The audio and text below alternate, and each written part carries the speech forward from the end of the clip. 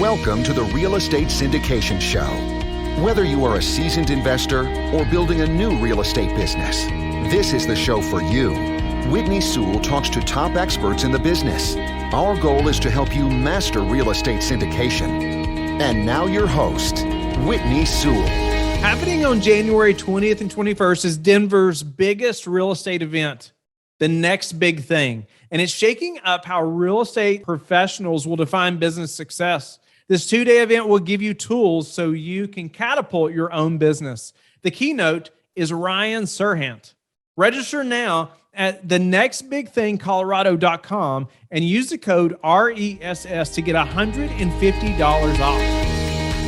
Your guest is Megan Brown. Thanks for being on the show, Megan. Thanks for having me. I'm happy to be here. Help us to think more about how to do more with less manpower. I know that's a specialty that you have, and let's jump into that. Yeah. So I think automation is really a great way to do it. So whenever I started out, I was a one-man band, and I had to figure out how to make this work a little bit better to do, again, more with less, because the problem with growing is when you hire people, you kind of need to have the work and the revenue to get them there. But so if you want to hire a full person, you need a full person's worth of work most of the time before you hire them. So how do you bridge that gap between 1 to 2 people, especially when you're newer and doing it? And that's where having automation, having smart messaging, having that messaging can help you out to do more with less. And so a lot of people will have those smart messages that they send, having those smart messages that you can send. So a lot of people now will use Calendly or other booking options that they can use, which is great, but then it kind of takes away the back and forth and the rapport that you're trying to build with a prospect.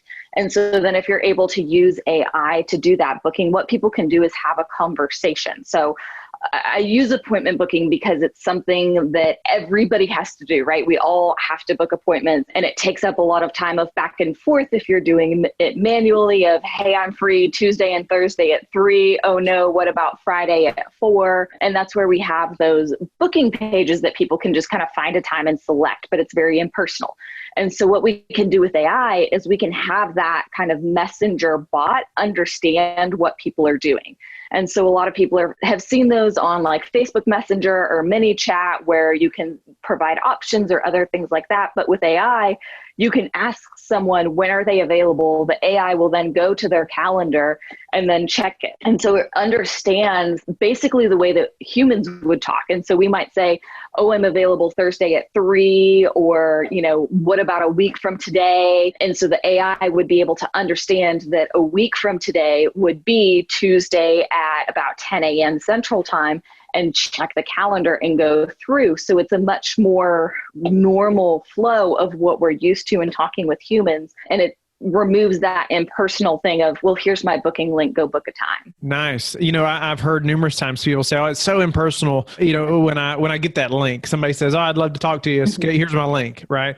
I've had people do that to me, obviously. And so sometimes it's just the easiest way, but it is impersonal. It does take that out, and so that's interesting. Does that bot, I've seen those on websites as well. Is it speaking to them like it is someone, or does that person know that it's like AI and a robot that they're communicating with? Yeah. So I've been playing around a little bit with, it's Google Dialogflow. And so it's a learning bot. And so what you do is you talk for the bot, and then the bot learns the way that you talk, and then it'll be able to imitate that and understand what you're saying to be able to send that back. And so they wouldn't necessarily know that it is a bot, because it's not like the bots most people use where, it'll have the 3 typing dots and then it's like, here's 3 times that are available. It's much more conversational.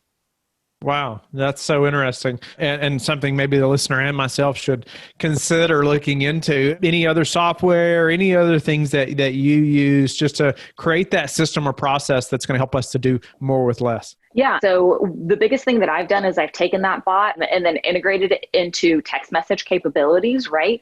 Most of us are on Messenger, but pretty much every cell phone now can do text messages. And that's a really good way to communicate with people and really good way to get response rates. And so our email gets so junked up with all the things. I think I have 43 unread messages right now. But if we have that text back and forth and you can implement the bot with that, then it really allows you to be much more robust with your system and with what you're able to do via text messages with people. Or even, if the lead comes in and you need to talk with them, having your marketing system, your software call you and let you know you have that lead, to press 1 to connect, to try to get on the phone with them as quickly as possible before they go talk with some other investor, right? Because the normal flow of things is people decide, okay, I'm ready to pull the trigger. I want to start investing. And they're going to maybe reach out to 3 people. And most of the time, they're going to go with that first person that talks with them. So the immediate response is very important if you want to book those appointments and close more of your prospects. So can you elaborate a little bit more there on what is that system that will help us to do the texting with a bot as well? Yeah, so it's just a system for agencies that I license and use for my clients. And basically it's CallRail and text messaging and basic CRM and ClickFunnels and landing pages and email follow-ups all rolled into one that then I can license it out to clients. I have follow-ups already built. I work with a lot of multifamily properties, helping them book appointments to tour apartments. And so I have a whole bunch of flows set up for them already that they can purchase or license from me to do it. So it's just an agency software that we can build out and license and let people use. And it's very customizable. So you can find out more of that if you want to at 98full. So that's 98full.com. And you can see how I'm using it for multifamily housing to help them improve their occupancy rate. Nice. What are any other systems that you have just for systems and processes? Is there a way that you document those, so the whole team knows, how to do those things? Yeah. So one that I really love is called Process Street. And so that one is just basically a checklist on steroids. And why I like it is because I can have information for that person and then it'll pre-populate forms and then it will fill in dynamic content into an email that my team can send out from my email. So I've written the email and then we're all familiar with the dynamic content of like, you can fill in first name, last name, but it could also be, what is their investment? What is their net worth? What do you need to know? What do we need to ask? You can fill in, I use it for my website clients when we need to send them their username and password. So it fills in that dynamic content and automatically sends it out to them. And they have a bunch of pre-built checklists as well that you can use and customize. And so that one is really great for my team because we can use it internally and there's how-to videos. And so rather than having to train someone on our system and processes, they can just run through their first checklist and we have the video. Here's how you do this. Here's how you implement it. Go ahead and go. Or, sometimes you don't run it very often and you kind of forget. So it has all of your information, how to do it, and then also what you need to do to execute that all in one. And so that's a really great SOP software that I like to use. And that's Process Street. Yes. Okay. I'm definitely going to look it up. I know the listeners will be too. Any other software that you use, Megan, just on the marketing side, how you automate anything, how you're communicating with clients, anything that would help the listener before we move to a few final questions? Yeah. So if you're looking into automation, Zapier is the king. And so they have come a long way from when I first started using them. And so it's much more user friendly if you're trying to make your different applications talk. So we also use Asana with my team. So if we check an item off on Asana, we can send that trigger, they call them zaps, over to Gmail or over to Process Street and integrate them in different ways. And you can get a little bit more complex with webhooks if it doesn't already have an integration set up. But if you're trying to do more automations and have all of your apps work together, it takes time to set it up in the beginning, but Zapier is amazing in the amount of time that it saves if you really do sit down and take that time to set up those automations in the beginning. So you're not just doing the same repetitive tasks over and over again. Nice. No, that's a great piece of software right there. What was the other one you mentioned there? Something hooks? Webhooks. Webhooks. Yeah. And so trying not to get too into the weeds, but Zapier, you're using webhooks without realizing it anytime you use an API key for anything. And so basically it just pings out a website, and whenever that pings, then it tells something else to do it. And so it you can think about it like sending out a fishing line, it hooks the fish and it pulls it back. So that's how different applications can talk to each other throughout the web. And if you're familiar with Zapier and you want to get a little bit more intense, it's called email parsing. And so what that does is if you say you get a lot of emails about properties that you might be willing to purchase and you want to put all of them in a spreadsheet. So if you get them in the same form, you can use email parsing to pull that data out and then send it over to Google Sheets. So you don't actually have to look at all those emails. You can put them in a file folder, never look at it, run it into Google Sheets, and maybe run your own information on it to see if it's something that would be worth pursuing or not. Our guest is Chris Levarek. Thanks for being on the show, Chris. Hey, thanks, Whitney. Appreciate to be here. I want to jump into your superpower and the way that you can bring the most value to the listeners. And I think, obviously through IT and systems, and I want to dive into some of the processes or systems that you have automated, things that you have, and just really jump into the things you use to automate and that has made your life easier. Maybe that's helped you to scale, those thoughts. But first, maybe you could just start with, what are some systems that you've automated and help us get to thinking that way. And you help us, you're the IT expert, help us to think that way as well. Sure. Yeah. So there's a million and one apps out there, right? So it's about finding out what your need is. What are you trying to solve initially? And then what's going to make your life easier? So what do you not like doing? A lot of times we'll hire VAs because we just want a virtual assistant. We just want them to take away our problems and do the stuff we don't want to do. Sometimes you can do that with an application, right? You can do that with a system. So it's about defining the process, come up with like a process map, a workflow of something you're trying to accomplish, and then find the tool that does it. So some of the tools that we use, for example, Zapier is a big one. I'm sure people have heard of that, but all that does is it links together applications and makes them, it does API calls basically, which is just a fancy way for telling an application to do something.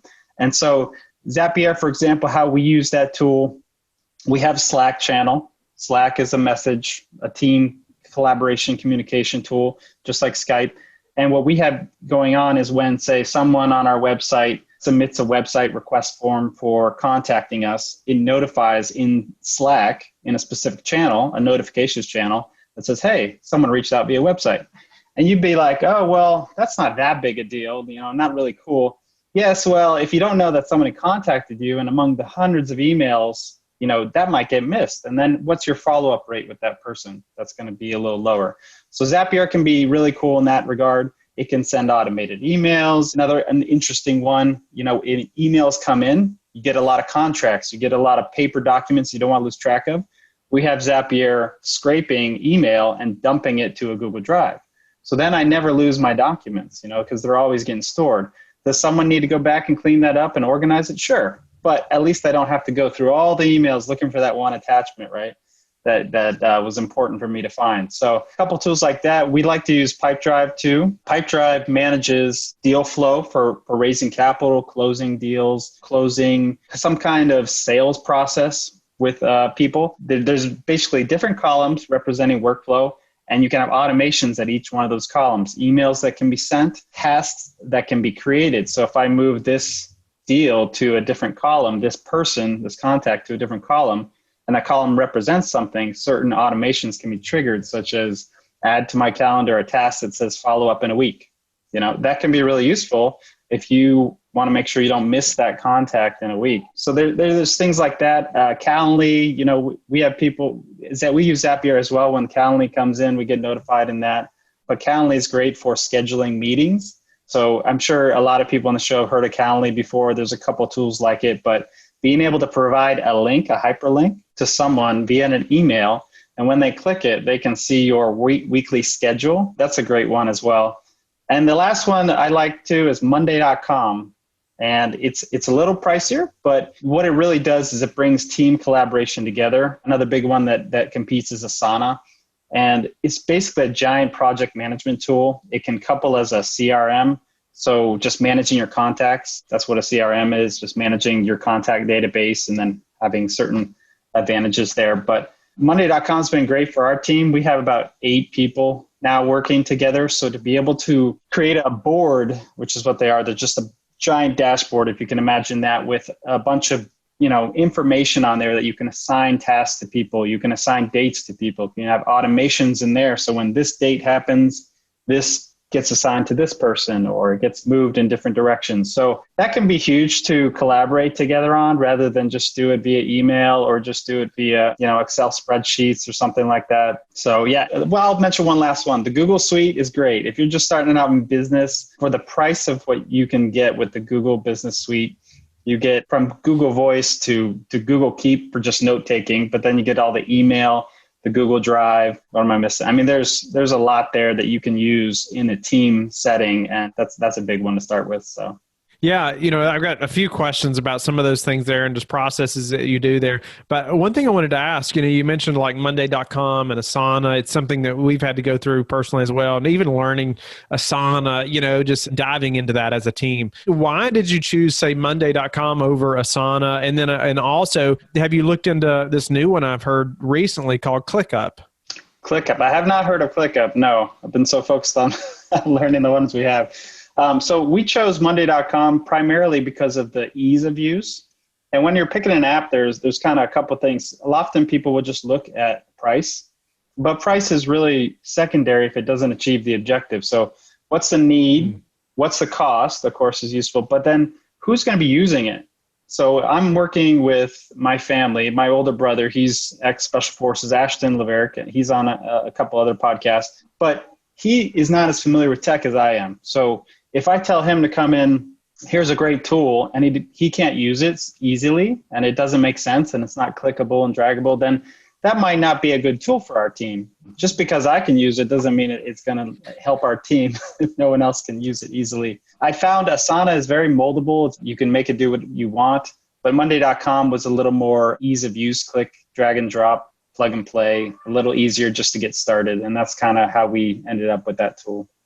Yeah, it's very important. I feel like, there's been times where I've hesitated to jump into a program just because like the time it's going to take me to learn it. But a lot of that's because either I have a fear that there's going to be another program or maybe another one I want to look into that I think may be better. What I've had to learn though is the most important part is that you use it, right? Right. You use one. I mean, if you have one and like you said, you can't understand it or other people on your team can't understand it, even though you think it may be amazing, what good is it? Right. But, pick something and dive in and use it. It's unfortunate if you do have to switch down the road, but, you're going to be better off either way. So, Chris, what are some processes that, specifically that you use while using these tools? I love knowing about tools like that automate things and lessen our workload, but also help us to be more accurate too. There's less manual entries on different levels, help us to work faster and more efficiently. What are some of those processes specifically that these things are helping you to do, specifically in the syndication business? Sure. So another great one I didn't mention, I'll bring up real quick, Lucid Charts. So it's a very cheap tool, but what it will allow you to do is come up with a process map, just bubble, arrow, bubble, that kind of thing. And so we use that to develop the process first of what we're trying to achieve. So let's just say if I need to raise $1 million, then I know that I have these specific dates to hit, and I have a contact that's going to go through a certain process in how I'm talking to them. So if they reach out in step 1 and via LinkedIn, via the website, via social media, then what happens in step 2, what happens in step 3. And so I'm going to take that. First, I'm going to draw out the process map. So we have that, for example, we're doing a campaign right now where we form contacts with LinkedIn, and then we will have contact information taken in step 1. Then we'll have a template as an email that gets triggered to go out to step 2. The contact is then moved to step 2, being a column in Pipedrive, for example. And then in that list, we're waiting for a call in Calendly. When the call comes in via Zapier, that this Calendly has been scheduled, they'll move to process step 3. We'll have a call, but after I'm done with the call, the notes are taken in Pipedrive, and then my VA at that point actually does go in and triggers an email to go after the call with, here's a bunch of information about a blog we run, and here's an information about, we're not talking to deals at all at this point anyway, because we're doing 5-6Bs. So we're really just looking at building that relationship. That response email goes up after the call, and then we're going to follow up in about a week or two with, hey, do you want to have another call, or here's some more information? And then maybe we go into talking with the deal after that point. So it's just coming up with that process and which tools are going to be doing that. So in step 1, we're using LinkedIn to get the information. We're building a contact list in Pipedrive, which is going to automate emails to be sent because they're new contacts. There'll be emails being sent. Calendly is going to be taking, when they click that link that's in the email, it's going to be taking that call. Calendly is going to trigger Zapier to go to Slack, tell us the call was made. It gets put on our calendar. That makes a task in Pipedrive because Pipedrive syncs with the calendar.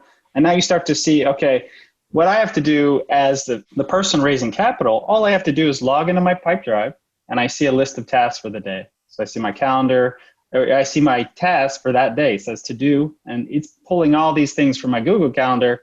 So I have all these automatically processes that I can follow going through my day. So it's just about building that flow of something like that and then executing on what you need to do in your role versus going and doing all those little pieces and you're just flustered when you get to the call. No, that's awesome. And I love how you just walked through that and this system to that system.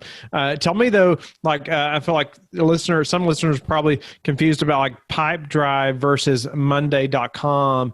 And are they connected? Yeah, definitely. Kind of what those systems do. I'm actually always looking at combining systems and trying to get, down to one dashboard, one platform. Monday.com, we were already using Pipedrive at the time. So Monday.com can do some of what Pipedrive can do. It takes a little more configuration. So you really want to have someone who can dive in and configure Monday.com to do what Pipedrive can do. But to put it in a nutshell, they're going to fill a specific role. So we'll say Pipedrive controls sales workflow. Monday.com is general project management. Could it do what Pipedrive does? Yeah, it could do it. It has automation. You could get contacts put into Monday.com as a CRM, a giant database of contacts. Content resource management is what CRM means. So just a general database of data that you modify and control. So you could do what Pipedrive's doing, but we'll say Pipedrive's the sales, Monday.com is project management, Zapier is the automation, you got Calendly being the meeting scheduling, and Google and email, and you can do a lot with those tools to build a business, to generate sales, that kind of thing. But yeah, there's a lot of overlap in certain areas. Like I think we could combine Pipedrive and Monday.com. Another big one I'm liking right now is called ActiveCampaign. A lot of people here in syndication space use that as well. And it's combining pieces of MailChimp. We use MailChimp as well, by the way, which is just a marketing email application that you're able to send large-scale emails to multiple users in a database. But yeah, so ActiveCampaign is a big one that people are hearing about. It's combining pieces of that Pipedrive, pieces of that Monday.com, and MailChimp into one tool. If you can get behind one tool and get it to do everything you want, that's going to be really good for everyone working in the business. The catch there is if that one tool goes away or gets bought out or breaks, you are really susceptible to that change. We hope that you have enjoyed the highlight show today. You can always listen to the full episodes that were featured today by clicking the links in the description box. Let us know in the comments what you thought of this episode, or you can go to lifebridgecapital.com/podcasts and click the feedback button. Let us know how we can add more value to you. Thank you, and talk to you tomorrow. Thank you for listening to the Real Estate Syndication Show, brought to you by LifeBridge Capital. LifeBridge Capital works with investors nationwide to invest in real estate, while also donating 50% of its profits to assist parents who are committing to adoption. LifeBridge Capital, making a difference, one investor and one child at a time. Connect online at www.lifebridgecapital.com for free material and videos to further your success.